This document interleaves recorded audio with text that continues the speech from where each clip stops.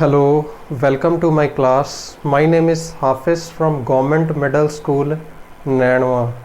Today my topic is nutrition in animals. This is lesson number 2 from class 7th. ਜੇ ਪੰਜਾਬੀ ਭਾਸ਼ਾ ਵਿੱਚ ਗੱਲ ਕਰੀਏ ਇਸ ਟੌਪਿਕ ਦਾ ਨਾਮ ਹੈ ਜੰਤੂਆਂ ਵਿੱਚ ਪੋਸ਼ਣ।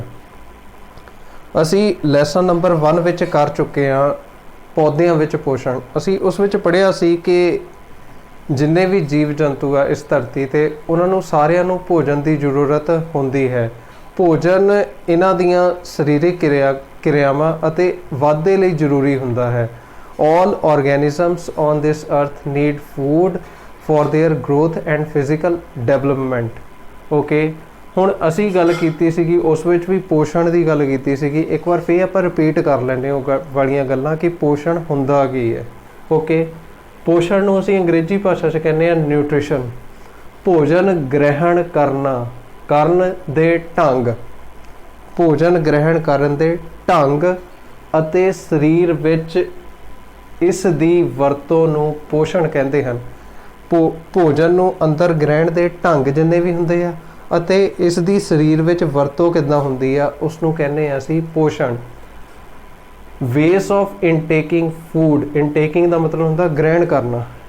ways of intaking food in the body and its utilization, utilization ਦਾ ਮਤਲਬ ਹੁੰਦਾ ਵਰਤੋਂ ਕਿੱਦਾਂ ਹੁੰਦੀ ਹੈ। utilization is called nutrition. ways of intaking food in the body and its utilization is called nutrition. ਅਸੀਂ ਕਲਾਸ 6ਵੀਂ ਵਿੱਚ ਵੀ 7ਵੀਂ ਵਿੱਚ ਵੀ ਪੜ੍ਹ ਚੁੱਕੇ ਹਾਂ ਸ਼ਾਕਾਹਾਰੀ ਜੀਵਾਂ ਦੇ ਬਾਰੇ। ਹੁਣ ਸ਼ਾਕਾਹਾਰੀ ਜੀਵ ਕਿਹੜੇ ਹੁੰਦੇ ਹਨ? ਜਿਹੜੇ ਸਿਰਫ ਪੇੜ ਪੌਦੇ ਖਾਂਦੇ ਹਨ। ਉਹ ਜੀਵ ਜੰਤੂ ਜਿਹੜੇ ਸਿਰਫ ਪੇੜ ਪੌਦੇ ਖਾਂਦੇ ਹਨ ਉਹਨਾਂ ਨੂੰ ਅਸੀਂ ਕਹਿੰਦੇ ਹਾਂ ਸ਼ਾਕਾਹਾਰੀ ਜੀਵ ਜਾਂ ਸ਼ਾਕਾਹਾਰੀ ਜੰਤੂ। ਇਸ ਨੂੰ ਅੰਗਰੇਜ਼ੀ ਭਾਸ਼ਾ 'ਚ ਗੱਲ ਕਰੀਏ ਤਾਂ ਇਸ ਨੂੰ ਕਹਿੰਦੇ ਹਾਂ ਅਸੀਂ herbivores. Herbivores animals are those animals those who eat only plants and their parts. ਇਸ ਦੀ ਅਸੀਂ ਐਗਜ਼ਾਮਪਲ ਲੈ ਸਕਦੇ ਹਾਂ ਉਦਾਹਰਣ ਦੇ ਤੌਰ 'ਤੇ ਹਿਰਨ, ਗਾਂ, ਮੱਝ ਆਦਿ। ਅੱਗੇ ਗੱਲ ਆ ਗਈ ਮਾਸਾਹਾਰੀ ਦੀ। ਉਹ ਜੀਵ ਜੰਤੂ ਜਿਹੜੇ ਮਾਸ ਖਾਂਦੇ ਹਨ ਉਸ ਨੂੰ ਕਹਿੰਦੇ ਅਸੀਂ ਮਾਸਾਹਾਰੀ, carnivores. Flesh eating animals are called carnivores. ਮਾਸਾਹਾਰੀ ਨੂੰ ਕਾਰਨੀਵੋਰਸ ਹੀ ਕਹਿੰਦੇ ਆ। ਇਸ ਵਿੱਚ ਸਾਡੀ ਉਦਾਹਰਣ ਹੈ ਸ਼ੇਰ, ਚੀਤਾ, ਬਾਘ ਆਦਿ। ਅੱਗੇ ਗੱਲ ਆ ਗਈ ਸਰਬ ਆਹਾਰੀ ਦੀ। ਸਰਬ ਆਹਾਰੀ ਉਹ ਜੰਤੂ ਹੁੰਦੇ ਆ ਜਿਹੜੇ ਪੌਦੇ ਅਤੇ ਉਹਨਾਂ ਦੇ ਭਾਗ ਵੀ ਖਾਂਦੇ ਆ ਅਤੇ ਮਾਸ ਵੀ ਖਾਂਦੇ ਆ। ਇਸ ਨੂੰ ਕਹਿੰਦੇ ਅਸੀਂ ਸਰਬ ਆਹਾਰੀ। Omnivores animals are those animals that eat flesh as well as plants and their parts. ਇਸ ਵਿੱਚ ਐਗਜ਼ਾਮਪਲ ਆ ਜਾਂਦੀ ਹੈ ਸਾਡੀ ਕੁੱਤਾ, ਭਾਲੂ, ਮਨੁੱਖ ਆਦਿ। ਇਹ ਸਾਰੇ ਕੀ ਆ? ਸਰਬ ਆਹਾਰੀ ਜੰਤੂ। ਓਕੇ, ਅੱਗੇ ਆ ਗਿਆ ਸਾਡਾ ਟੌਪਿਕ ਭੋਜਨ ਪ੍ਰਾਪਤੀ ਦੇ ਢੰਗ। ਹੁਣ ਅਸੀਂ ਇਹ ਸਾਡਾ ਨਵਾਂ ਟੌਪਿਕ ਹੈ। ਹੁਣ ਇੱਥੇ ਸਾਡਾ ਜਿਹੜਾ ਨਵਾਂ ਸ਼ੁਰੂ ਹੋਣ ਲੱਗਾ ਇੱਥੋਂ ਟੌਪਿਕ ਸਾਡਾ ਭੋਜਨ ਪ੍ਰਾਪਤੀ ਦੇ ਢੰਗ। ਸਭ ਤੋਂ ਪਹਿਲਾਂ ਅਸੀਂ ਕੁਝ ਢੰਗਾਂ ਬਾਰੇ ਸਿੱਖ ਲੈਂਦੇ ਹਾਂ ਕਿ ਢੰਗ ਕਿੱਦਾਂ ਦੇ ਹੁੰਦੇ ਆ, ਕਿਸ ਤਰ੍ਹਾਂ ਜੀਵ ਜੰਤੂ ਆਪਣਾ ਭੋਜਨ ਪ੍ਰਾਪਤ ਕਰਦੇ ਆ। ਚਿੜੀ ਦੀ ਹੁੰਦੀ ਆ ਛੋਟੀ ਚੁੰਝ। ਇਸ ਛੋਟੀ ਚੁੰਝ ਦੇ ਨਾਲ ਉਹ ਦਾਣਾ, ਜਿੰਨੇ ਵੀ ਦਾਣੇ ਹੁੰਦੇ ਆ ਉਹ ਆਪਣੇ ਚੁਗ ਸਕਦੀ ਆ ਅਤੇ ਜਿੰਨੇ ਵੀ ਛੋਟੇ ਛੋਟੇ ਕੀੜੇ ਹੁੰਦੇ ਆ ਉਹਨਾਂ ਨੂੰ ਆਪਣੀ ਛੋਟੀ ਚੁੰਝ ਦੇ ਨਾਲ ਖਾ ਸਕਦੀ ਆ। ਅੱਗੇ ਆ ਗਏ ਸਾਡੇ ਹਮਿੰਗ ਬਰਡਸ ਦੇ ਬਾਰੇ ਤੁਸੀਂ ਸੁਣਿਆ ਹੀ ਹੋਣਾ। ਜਿਹੜੇ ਬਰਡਸ ਇੱਦਾਂ ਦੇ ਹੁੰਦੇ ਉਹ ਬਹੁਤ ਹੀ ਤੇਜ਼ ਆਪਣੇ ਜਿਹੜੇ ਪੰਖ ਨੂੰ ਬਹੁਤ ਵਾਰ ਜਿਹੜੇ ਆ ਇੱਦਾਂ ਹਿਲਾ ਸਕਦੇ ਆ ਅਤੇ ਇਸ ਨੂੰ ਕਹਿੰਦੇ ਅਸੀਂ ਹਮਿੰਗ ਬਰਡਸ। ਇਹਨਾਂ ਦੀ ਜਿਹੜੀ ਇੱਕ ਚੁੰਝ ਹੁੰਦੀ ਹੈ ਜਿਹਨੂੰ ਕਹਿੰਦੇ ਅਸੀਂ ਬੀਕ, ਉਹਨਾਂ ਦੀ ਚੁੰਝ ਜਿਹੜੀ ਹੁੰਦੀ ਹੈ ਬਹੁਤ ਹੀ ਲੰਬੀ ਹੁੰਦੀ ਹੈ ਅਤੇ ਤਿੱਖੀ ਹੁੰਦੀ ਹੈ। ਇਹ ਜਿਹੜੀ ਲੰਬੀ ਚੁੰਝ ਹੁੰਦੀ ਹੈ ਇਹਦੇ ਨਾਲ ਉਹ ਫੁੱਲਾਂ ਦਾ ਰਸ ਜਿਹੜਾ ਆਸਾਨੀ ਨਾਲ ਚੂਸ ਸਕਦੇ ਆ। ਅੱਗੇ ਗੱਲ ਆ ਜਾਂਦੀ ਹੈ ਸਾਡੀ ਅਜਗਰ ਦੀ। ਅਜਗਰ ਜਿਹੜਾ ਆ ਆਪਣੇ ਸ਼ਿਕਾਰ ਨੂੰ ਲਪੇਟ ਲੈਂਦਾ ਫਿਰ ਉਸ ਨੂੰ ਹੌਲੀ ਹੌਲੀ ਕਰਕੇ ਉਸ ਨੂੰ ਨਿਗਲ ਜਾਂਦਾ ਹੈ। ਇਹ ਕੁਝ ਢੰਗ ਸਨ ਜਿਸ ਤਰ੍ਹਾਂ ਅਸੀਂ ਉਹ ਢੰਗਾਂ ਦੀ ਗੱਲ ਕੀਤੀ ਹੈ ਜਿਹਦੇ ਕਰਕੇ ਕੁਝ ਜੀਵ ਆਪਣਾ ਭੋਜਨ ਪ੍ਰਾਪਤ ਕਰਦੇ ਹਨ। ਓਕੇ,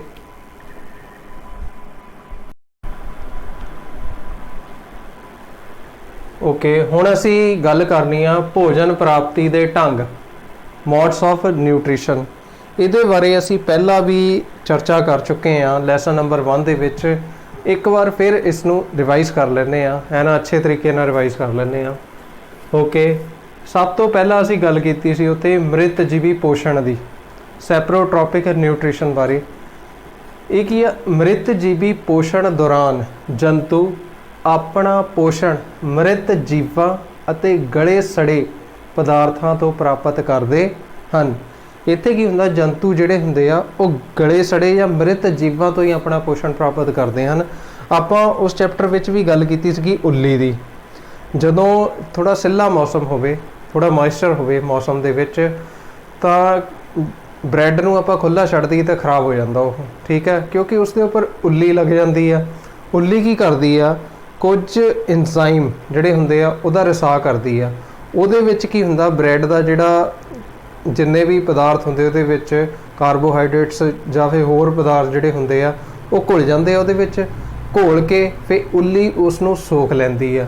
ਇਸ ਤਰ੍ਹਾਂ ਉਹ ਆਪਣਾ ਪੋਸ਼ਣ ਪ੍ਰਾਪਤ ਕਰਦੀ ਹੈ, ਜਿਸ ਨੂੰ ਅਸੀਂ ਕਹਿੰਦੇ ਹਾਂ ਸੈਪਰੋਟ੍ਰੋਪਿਕ ਜਾਂ ਮ੍ਰਿਤ ਜੀਵੀ ਪੋਸ਼ਣ। In this type of nutrition plants obtain their ਇੱਥੇ ਹੋਣਾ ਸੀਗਾ animals obtain their nutrition from dead and decaying matter। ਇੱਥੇ ਲਿਖ ਦਿੰਦਾ ਮੈਂ animals। ਇੱਥੇ ਅਸੀਂ ਗੱਲ ਕਰਨੀ ਉੱਲੀ ਅਤੇ ਬੈਕਟੀਰੀਆ ਦੀ। ਬੈਕਟੀਰੀਆ ਜਿਹੜੇ ਇਸ ਤਰ੍ਹਾਂ ਆਪਣਾ ਭੋਜਨ ਪ੍ਰਾਪਤ ਕਰਦੇ ਹਨ। ਅਗਲਾ ਹੈ ਪਰਜੀਵੀ ਪੋਸ਼ਣ। ਅਜਿਹੇ ਪੋਸ਼ਣ ਜਿਸ ਵਿੱਚ ਪਰਜੀਵੀ ਹੁੰਦੇ ਪੈਰਾਸਾਈਟਸ ਜਿਹੜੇ ਹੁੰਦੇ ਆ, ਜਿਹੜੇ ਕਿਸੇ ਹੋਰ ਜੀਵਾਂ ਤੋਂ ਆਪਣਾ ਭੋਜਨ ਪ੍ਰਾਪਤ ਕਰਦੇ ਹਨ। ਅਜਿਹੇ ਪੋਸ਼ਣ ਵਿੱਚ ਪਰਜੀਵੀ ਕਿਸੇ ਹੋਰ ਜੀਵਾਂ ਤੋਂ, ਜਿਹੜੇ ਹੋਰ ਜੀਵ ਹੁੰਦੇ ਆ ਉਹਨਾਂ ਨੂੰ ਕਹਿੰਦੇ ਸੀ ਮੇਜ਼ਬਾਨ ਜੀਵ। ਜਿਸ ਤਰ੍ਹਾਂ ਆਪਾਂ ਗੱਲ ਕੀਤੀ ਸੀਗੀ ਅਮਰਵੇਲ ਦੀ। ਅਮਰਵੇਲ ਜਿਹੜੀ ਹੁੰਦੀ ਆ ਹੋਰ ਪੌਦੇ ਤੋਂ ਆਪਣਾ ਭੋਜਨ ਪ੍ਰਾਪਤ ਕਰਦੀ ਹੈ। ਜਿਹੜਾ ਪੌਦਾ ਆ ਪ੍ਰਕਾਸ਼ ਸੰਸਲੇਸ਼ਣ ਕਿਰਿਆ ਦੁਆਰਾ ਉਹ ਆਪਣਾ ਭੋਜਨ ਤਿਆਰ ਕਰਦਾ ਹੈ, ਅਤੇ ਜਿਹੜੀ ਅਮਰਵੇਲ ਹੁੰਦੀ ਸੀਗੀ ਉਹ ਉਸ ਤੋਂ ਭੋਜਨ ਲੈ ਕੇ ਆਪਣਾ ਪੋਸ਼ਣ ਕਰਦੀ ਸੀ। ਇਸ ਬਾਰੇ ਅਸੀਂ ਪਹਿਲਾਂ ਵੀ ਚਰਚਾ ਕਰ ਚੁੱਕੇ ਹਾਂ। ਅਮਰਵੇਲ ਨੂੰ ਅਸੀਂ ਕਹਿੰਦੇ ਹਾਂ ਕੈਸਕਟਾ। ਓਕੇ, ਅਜਿਹੇ ਪੋਸ਼ਣ ਵਿੱਚ ਪਰਜੀਵੀ ਕਿਸੇ ਹੋਰ ਜੀਵਾਂ ਤੋਂ ਆਪਣਾ ਪੋਸ਼ਣ ਪ੍ਰਾਪਤ ਕਰਦੇ ਹਨ। In this type of nutrition animals obtain their nutrition from other organisms ਨੂੰ ਇੱਥੇ ਕਿਹਾ ਸੀ ਹੋਸਟ। ਇਹਦੀ ਐਗਜ਼ਾਮਪਲ ਹੈ ਜੂਆਂ, ਜੋਕ, ਕੈਸਕਟਾ ਅਮਰਵੇਲ ਨੂੰ ਕਹਿੰਦੇ ਆ। ਹੁਣ ਜੂਆਂ ਦੇ ਬਾਰੇ ਗੱਲ ਕਰ ਲੈਂਦੇ ਆ। ਹੁਣ ਜੂਆਂ ਜਦੋਂ ਸਿਰ 'ਚ ਪੈ ਜਾਂਦੀਆਂ, ਠੀਕ ਹੈ, ਉਸ ਦੇ ਨਾਲ ਕੀ ਹੁੰਦੀਆਂ? ਇਹ ਹੌਲੀ ਹੌਲੀ ਆਪਣਾ ਪੋਸ਼ਣ ਦੇ ਲਈ ਆਪਣੇ ਜਿਸ ਕਿਸੇ ਦੇ ਵੀ ਪਈਆਂ ਹੋਵੇ ਉਸ ਦਾ ਖੂਨ ਨੂੰ ਚੂਸਦੀਆਂ, ਉਸ ਦੁਆਰਾ ਉਹ ਆਪਣਾ ਪੋਸ਼ਣ ਕਰਦੀਆਂ ਹਨ। ਜੋਕ ਵੀ ਇੱਦਾਂ ਹੀ ਆਪਣਾ ਪੋਸ਼ਣ ਕਰਦੀ ਹੈ। ਅੱਗੇ ਅਸੀਂ ਗੱਲ ਕਰਨੀ ਆ ਪ੍ਰਾਣੀਗਤ ਪੋਸ਼ਣ। ਇਹ ਬਹੁਤ ਹੀ ਇੰਪੋਰਟੈਂਟ ਹੈ, ਜਿਹਨੂੰ ਕਹਿੰਦੇ ਅਸੀਂ ਹੋਲੋਸਿਕ ਨਿਊਟ੍ਰੀਸ਼ਨ। ਇਸ ਪ੍ਰਕਾਰ ਦੇ ਪੋਸ਼ਣ ਦੌਰਾਨ ਗੁੰਝਲਦਾਰ ਭੋਜਨ ਨੂੰ ਸਰੀਰ ਦੇ ਅੰਦਰ ਲਿਆ ਜਾਂਦਾ ਹੈ। ਕੋਈ ਗੁੰਝਲਦਾਰ ਭੋਜਨ ਹੁੰਦਾ ਹੈ ਉਸ ਨੂੰ ਸਰੀਰ ਦੇ ਅੰਦਰ ਲਿਆ ਜਾਂਦਾ ਹੈ ਅਤੇ ਇੰਜ਼ਾਈਮਾਂ ਦੀ ਸਹਾਇਤਾ ਨਾਲ ਉਸ ਨੂੰ ਅੰਦਰ ਸਰੀਰ ਦੇ ਸੋਖ ਲਿਆ ਜਾਂਦਾ ਹੈ। In this type of nutrition complex food is taken inside the body। ਉਹ ਜਿਹੜਾ ਫੂਡ ਆ ਕੰਪਲੈਕਸ ਫੂਡ ਆ, ਜਿਹਨੂੰ ਅਸੀਂ ਗੁੰਝਲਦਾਰ ਭੋਜਨ ਕਹਿੰਦੇ ਆ, ਉਸ ਨੂੰ ਸਰੀਰ ਦੇ ਅੰਦਰ ਲਿਆ ਜਾਂਦਾ ਹੈ ਅਤੇ ਇੰਜ਼ਾਈਮਾਂ ਦੀ ਸਹਾਇਤਾ ਨਾਲ ਉਸ ਨੂੰ ਐਬਜ਼ੋਰਬ ਕਰ ਲਿਆ ਜਾਂਦਾ ਹੈ ਸਰੀਰ ਦੇ ਅੰਦਰ। ਓਕੇ, ਇੱਕ ਵਾਰ ਫਿਰ ਡਿਸਕਸ ਕਰ ਲੈਂਦੇ ਆ। ਇਸ ਪ੍ਰਕਾਰ ਦੇ ਪੋਸ਼ਣ ਦੌਰਾਨ ਗੁੰਝਲਦਾਰ ਭੋਜਨ ਨੂੰ ਸਰੀਰ ਦੇ ਅੰਦਰ ਲਿਆ ਜਾਂਦਾ ਹੈ ਅਤੇ ਇੰਜ਼ਾਈਮਾਂ ਦੀ ਸਹਾਇਤਾ ਨਾਲ ਇਸ ਨੂੰ ਅੰਦਰ ਸੋਖ ਲਿਆ ਜਾਂਦਾ ਹੈ ਜਾਂ ਸਹਾਇਤਾ ਨਾਲ ਸੋਖ ਲਿਆ ਜਾਂਦਾ ਹੈ। In this type of nutrition complex food is taken inside the body and absorbed with the help of enzymes। ਇਹ ਸੀਗੀ ਅਸੀਂ ਤਿੰਨ ਜਿਹੜੇ ਸਾਡੇ ਪੋਸ਼ਣ ਹੈ, ਤਿੰਨ ਤਰੀਕਿਆਂ ਦੇ ਪੋਸ਼ਣ ਨੂੰ ਅਸੀਂ ਡਿਸਕਸ ਕਰ ਲਿਆ ਹੈ। ਓਕੇ, ਹੁਣ ਅਸੀਂ ਗੱਲ ਕਰਨੀ ਆ ਮਨੁੱਖ ਵਿੱਚ ਪੋਸ਼ਣ ਦੇ ਬਾਰੇ, ਜਿਸ ਨੂੰ ਕਹਿੰਦੇ ਅਸੀਂ ਨਿਊਟ੍ਰੀਸ਼ਨ ਇਨ ਹਿਊਮਨ ਬੀਇੰਗ। ਅਸੀਂ ਪੌਦਿਆਂ ਵਿੱਚ ਪੋਸ਼ਣ ਦੇ ਬਾਰੇ ਪੂਰੀ ਚਰਚਾ ਕਰ ਚੁੱਕੇ ਹਾਂ। ਹੁਣ ਅਸੀਂ ਥੋੜ੍ਹਾ ਬਰੀਫ ਵਿੱਚ, ਥੋੜ੍ਹਾ ਸ਼ਾਰਟ ਵਿੱਚ ਦੇਖਦੇ ਹਾਂ ਕਿ ਮਨੁੱਖ ਵਿੱਚ ਪੋਸ਼ਣ ਹੁੰਦਾ ਕਿੱਦਾਂ। ਸਟੈਪ ਬਾਏ ਸਟੈਪ ਅਸੀਂ ਇਹਨੂੰ ਡਿਸਕਸ ਕਰ ਲੈਂਦੇ ਹਾਂ। सब तो पहला हुंदा भोजन ग्रहण करना, जिसनों कहने असी इंजेशन।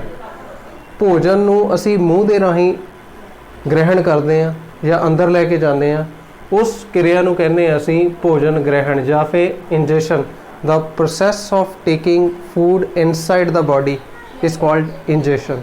ओके, अगला भोजन ग्रहण तो बाद इसका पाचन होंदा है। जिस तरह ही असी मूँह दे विच अपना भोजन रखते हैं, असी दंदां दे नाल उसनूं ਚੱਬਦੇ हैं, दंदां दे नाल उसनूं छोटे छोटे टुकड़िਆਂ ਵਿੱਚ ਤੋੜਦੇ हैं, फिर वो ਜਾਂਦਾ ਸਾਡੇ ਸਰੀਰ ਦੇ ਅੰਦਰ। ਉੱਥੇ ਕੁਝ ਰਸਾਇਣ ਹੁੰਦੇ ਆ, ਜਿਹੜੇ ਰਸਾਇਣ ਉਹ ਕੀ ਆ, ਜਿਸ ਨੂੰ ਕਹਿੰਦੇ ਅਸੀਂ ਐਂਜ਼ਾਈਮਸ। ਉਹ ਜਿਹੜਾ ਸਾਡਾ ਟੁੱਟਿਆ ਹੋਇਆ ਭੋਜਨ ਆ ਉਸ ਨੂੰ ਪਚਾਉਣ ਦੇ ਵਿੱਚ ਸਾਡੀ ਸਹਾਇਤਾ ਕਰਦੇ ਹਨ। ਇਹ ਸਾਡੇ ਸਰੀਰ ਦੇ ਅੰਦਰ ਹੀ ਰਸਾ ਹੁੰਦਾ ਇਹਨਾਂ ਐਂਜ਼ਾਈਮਾਂ ਦਾ। ਇਹ ਕਿੱਥੋਂ ਸਟਾਰਟ ਹੁੰਦਾ, ਮੈਂ ਪਹਿਲਾਂ ਵੀ ਦੱਸਿਆ ਸੀਗਾ, ਮੂੰਹ ਦੇ ਅੰਦਰ ਸਟਾਰਟ ਹੋ ਜਾਂਦਾ ਜਿਹੜਾ ਪਾਚਨ, ਤੇ ਛੋਟੀ ਆਂਦਰ ਵਿੱਚ ਖਤਮ ਹੁੰਦਾ ਪਾਚਨ ਜਾ ਕੇ। ਹੁਣ ਪਾਚਨ ਪ੍ਰਕਿਰਿਆ ਵਿੱਚ ਹੁੰਦਾ ਕੀ ਆ, ਗੁੰਝਲਦਾਰ ਭੋਜਨ ਨੂੰ ਤੋੜਿਆ ਜਾਂਦਾ ਹੈ, ਗੁੰਝਲਦਾਰ ਭੋਜਨ ਨੂੰ ਤੋੜਿਆ ਜਾਂਦਾ ਹੈ, ਫਿਰ ਉਹਦੇ ਉੱਪਰ ਰਸਾਇਣਾਂ ਦਾ ਅਸਰ ਹੋ ਕੇ, ਜਿਸ ਨੂੰ ਅਸੀਂ ਕਹਿੰਦੇ ਆ ਐਂਜ਼ਾਈਮਸ, ਰਸਾਇਣਾਂ ਦਾ ਅਸਰ ਹੋ ਕੇ ਫਿਰ ਉਹ ਭੋਜਨ ਜਿਹੜਾ ਪਚਾਇਆ ਜਾਂਦਾ ਹੈ ਸਰੀਰ ਦੇ ਦੁਆਰਾ। ਓਕੇ, ਅੱਗੇ ਜਿਹੜਾ ਹੈ ਸੋਖਣ। ਸੋਖਣ ਨੂੰ ਕਹਿੰਦੇ ਅਸੀਂ ਐਬਜ਼ੌਰਪਸ਼ਨ। ਹੁਣ ਸਮੌਲ ਇੰਟੈਸਟਾਈਨ, ਜਿਹੜੀ ਛੋਟੀ ਆਂਦਰ ਦੀਆਂ ਕੰਧਾਂ ਦੇ ਵਿੱਚ ਜਿਹੜਾ ਸਾਡਾ ਪਚਿਆ ਹੋਇਆ ਭੋਜਨ ਆ ਉਸ ਨੂੰ ਸੋਖ ਲਿਆ ਜਾਂਦਾ ਹੈ। ਸੋਖਣ ਤੋਂ ਬਾਅਦ ਉਸ ਨੂੰ ਖੂਨ ਦੇ ਵਿੱਚ ਮਿਲਾ ਦਿੱਤਾ ਜਾਂਦਾ ਹੈ। ਦੀ process by which small intestine absorb the digested food and transport it into the blood is called absorption। ਇਸ ਨੂੰ ਕਹਿੰਦੇ ਹਾਂ ਅਸੀਂ absorption। ਓਕੇ, ਇਸ ਤੋਂ ਅਗਲਾ ਕਾਰਜ ਹੁੰਦਾ absorption ਤੋਂ ਬਾਅਦ assimilation ਜਾਂ ਫਿਰ ਸਵੈ ਅੰਗੀਕਰਨ। ਹੁਣ ਇੱਥੇ ਕੀ ਹੁੰਦਾ, ਜਿਹੜਾ ਸੋਖਿਆ ਗਿਆ ਭੋਜਨ ਭੋਜਨ ਹੁੰਦਾ ਹੈ, ਖੂਨ ਦੇ ਵਿੱਚ ਮਿਲਾ ਦਿੱਤਾ ਹੁੰਦਾ ਜਿਹੜਾ ਸਾਡਾ ਭੋਜਨ, ਉਸ ਨੂੰ ਅਲੱਗ-ਅਲੱਗ ਸਰੀਰ ਦੇ ਵੱਖ-ਵੱਖ ਭਾਗਾਂ ਵਿੱਚ ਟਰਾਂਸਪੋਰਟ ਕੀਤਾ ਜਾਂਦਾ, ਲੈ ਕੇ ਜਾਇਆ ਜਾਂਦਾ ਹੈ, ਜਿੱਥੇ ਜਿੱਦਾਂ ਕਿ ਇਹ ਵੱਖ-ਵੱਖ ਭਾਗਾਂ ਵਿੱਚ ਜਾਂਦਾ ਸੈੱਲਾਂ ਦੇ ਅੰਦਰ। ਸੈੱਲਾਂ ਵਿੱਚ ਪੈਦਾ ਹੁੰਦੀ ਭੋਜਨ ਦੁਆਰਾ ਊਰਜਾ, ਫਿਰ ਊਰਜਾ ਸਾਡੇ ਸਰੀਰ ਨੂੰ ਮਿਲਦੀ ਆ। ਇਸ ਦਾ ਕੀ ਆ, ਜਿਹੜਾ ਸੋਖਿਆ ਹੋਇਆ ਭੋਜਨ ਆ, ਖੂਨ ਦੇ ਵਿੱਚ ਮਿਲ ਜਾਂਦਾ ਭੋਜਨ ਸੋਖੇ ਹੋਏ ਭੋਜਨ ਨੂੰ ਸਰੀਰ ਦੇ ਵੱਖ-ਵੱਖ ਅੰਗਾਂ ਤੱਕ ਜਾਂ ਭਾਗਾਂ ਤੱਕ ਪਹੁੰਚਾਉਣ ਨੂੰ ਅਸੀਂ ਕਹਿੰਦੇ ਆ ਸਵੈ ਅੰਗੀਕਰਨ। ਇਸ ਨੂੰ ਕਹਿੰਦੇ ਆ ਅੰਗਰੇਜ਼ੀ ਭਾਸ਼ਾ ਵਿੱਚ ਅਸਿਮੀਲੇਸ਼ਨ।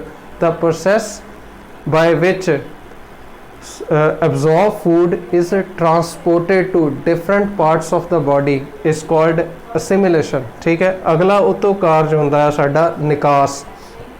ਹੁਣ ਕਦੀ ਕਦੀ ਇੱਦਾਂ ਹੁੰਦਾ ਸਰੀਰ ਵਿੱਚ ਸਾਡਾ ਅਣਪਚਿਆ ਭੋਜਨ ਰਹਿ ਜਾਂਦਾ ਆ, ਠੀਕ ਹੈ, ਜਿਹਨੂੰ ਅਸੀਂ ਮਲ ਵੀ ਕਹਿੰਦੇ ਆ। ਠੀਕ ਹੈ, ਉਹ ਜਿਹੜਾ ਸਰੀਰ ਵਿੱਚੋਂ ਅਸੀਂ ਬਾਹਰ ਕੱਢਣਾ ਹੁੰਦਾ ਆ, ਉਸੇ ਪ੍ਰਕਿਰਿਆ ਨੂੰ, ਜਿਹੜਾ ਅਣਪਚਿਆ ਭੋਜਨ ਨੂੰ ਸਰੀਰ ਤੋਂ ਬਾਹਰ ਕੱਢਣਾ, ਉਸ ਪ੍ਰਕਿਰਿਆ ਨੂੰ ਕਹਿੰਦੇ ਆ ਅਸੀਂ ਨਿਕਾਸ। ਇਸ ਨੂੰ ਅੰਗਰੇਜ਼ੀ ਭਾਸ਼ਾ ਵਿੱਚ ਕਹਿੰਦੇ ਆ ਇਜੇਸ਼ਨ। ਦੀ process of removing undigested food from the body is called egestion। okay, that's all। ਮਨੁੱਖੀ ਵਿੱਚ ਪੋਸ਼ਣ, ਇਹਦੇ ਬਾਰੇ ਹੁਣ ਅੱਗੇ ਅਸੀਂ ਹੋਰ ਵੀ ਚਰਚਾ ਕਰਨੀ ਆ, ਡਿਟੇਲ ਦੇ ਵਿੱਚ ਚਰਚਾ ਕਰਾਂਗੇ। ਉਹ ਮਨੁੱਖੀ ਪਾਚਨ ਪ੍ਰਣਾਲੀ ਪੂਰੇ ਡਾਇਗਰਾਮ ਦੇ ਸਹਾਇਤਾ ਨਾਲ ਅਸੀਂ ਉਸ ਨੂੰ ਡਿਸਕਸ ਕਰਾਂਗੇ। ਓਕੇ, ਹੁਣ ਅਸੀਂ ਗੱਲ ਕਰਨੀ ਆ ਮਨੁੱਖੀ ਪਾਚਨ ਪ੍ਰਣਾਲੀ ਦੀ, which is called digestive system of a human being। ਇਹ ਜਿਹੜਾ ਸਾਡਾ ਮਨੁੱਖੀ ਪਾਚਨ ਪ੍ਰਣਾਲੀ ਆ, ਮੂੰਹ ਤੋਂ ਸ਼ੁਰੂ ਹੁੰਦੀ ਆ ਤੇ ਮਲ ਦੁਆਰ ਤੱਕ ਖਤਮ ਹੁੰਦੀ ਹੈ। ਮਲ ਦੁਆਰ ਨੂੰ ਅਸੀਂ ਕਹਿੰਦੇ ਆ ਏਨਸ। ਹੁਣ ਇਹ ਪਾਚਨ ਕਿਸ ਤਰ੍ਹਾਂ ਹੁੰਦਾ ਹੈ, ਇਸ ਦੇ ਬਾਰੇ ਅਸੀਂ ਚਰਚਾ ਕਰਦੇ ਹਾਂ, ਥੋੜੀ ਬਰੀਫ ਸ਼ਾਰਟ ਵਿੱਚ ਕਰਦੇ ਹਾਂ। ਹਜੇ ਪਹਿਲਾਂ ਇਸ ਜਿੰਨੇ ਵੀ ਮੈਂ ਆਰਗਨ ਲਿਖੇ ਆ, ਇਹਦੇ ਇਹ ਬਾਅਦ ਵਿੱਚ ਐਕਸਪਲੇਨੇਸ਼ਨ ਇਹਦੀ ਪ੍ਰੋਪਰਲੀ ਕਰਦੇ ਹਾਂ। ਪਹਿਲਾਂ ਥੋੜਾ ਮੋਟਾ ਉੱਪਰੋਂ ਦੇਖ ਲੈਂਦੇ ਹਾਂ ਹੁੰਦਾ ਕੀ ਹੈ ਪਾਚਨ ਪ੍ਰਣਾਲੀ ਦੇ ਵਿੱਚ। ਸਭ ਤੋਂ ਪਹਿਲਾਂ ਅਸੀਂ ਭੋਜਨ ਨੂੰ ਮੂੰਹ ਦੇ ਰਾਹੀਂ ਅੰਦਰ ਲੈਂਦੇ ਹਾਂ। ਮੂੰਹ ਦੇ ਰਾਹੀਂ ਜਦੋਂ ਅੰਦਰ ਆ ਜਾਂਦਾ ਭੋਜਨ, ਤੇ ਦੰਦਾਂ ਰਾਹੀਂ ਚਬਾਇਆ ਜਾਂਦਾ ਹੈ।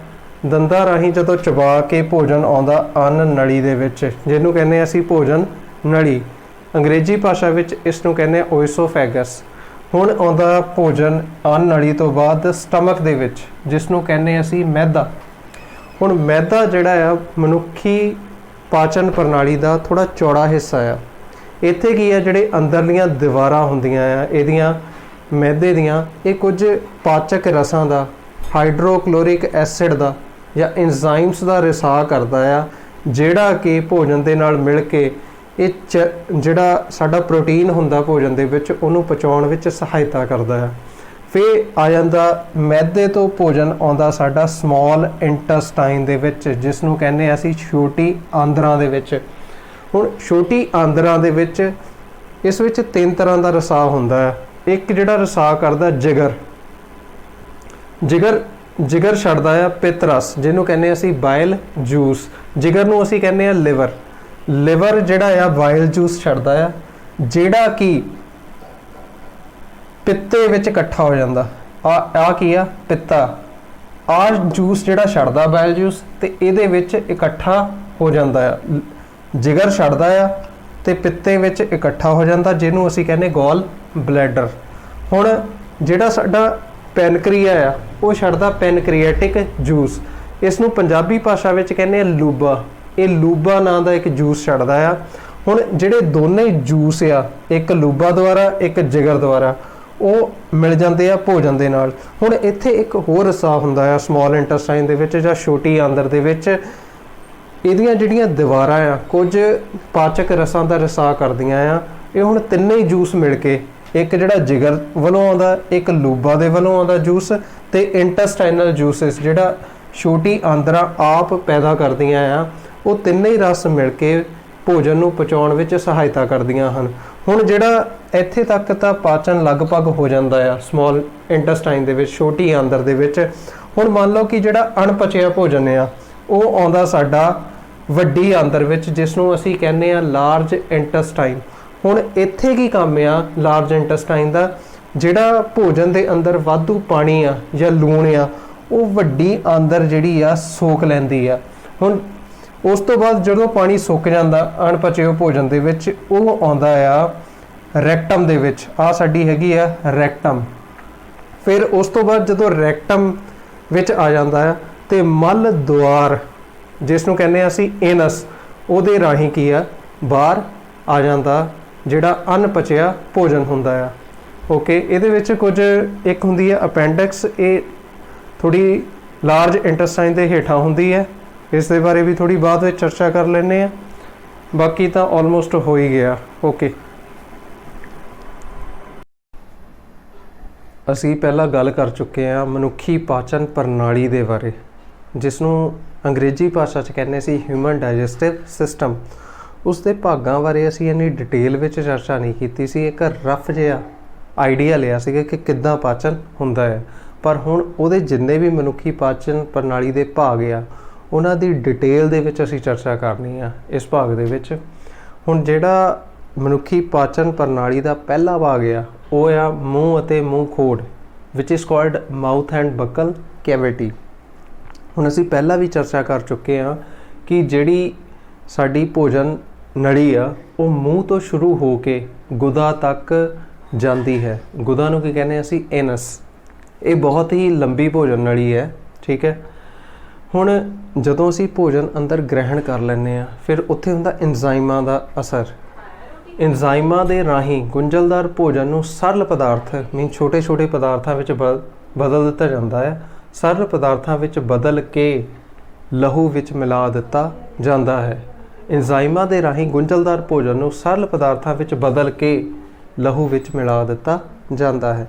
असीं जिहड़ा अपना भोजन आ मूँह दे राहीं ग्रहण करदे आ, मूँह दे राहीं ग्रहण करके दंदां दे नाल उसनूं चबाउने आ। असीं कदी देखिया होना कि जदों असीं कोई भी भोजन खाने आ ते साडे मूँह दे विच एक पानी जिहा आउंदा है। वो पानी जिहा हुंदा लार, जिसनूं कहने असीं सलाइवा। सलाइवा दे विच एक एंजाइम हुंदा जिसनूं कहने असीं सलाइवरी एमाइलेस। हुण जिहड़ा ये वाला एंजाइम आ ये लार ग्रंथी द्वारा इसका रिसाव हुंदा है, जिसनूं कहने असीं सलाइवरी ग्लैंड।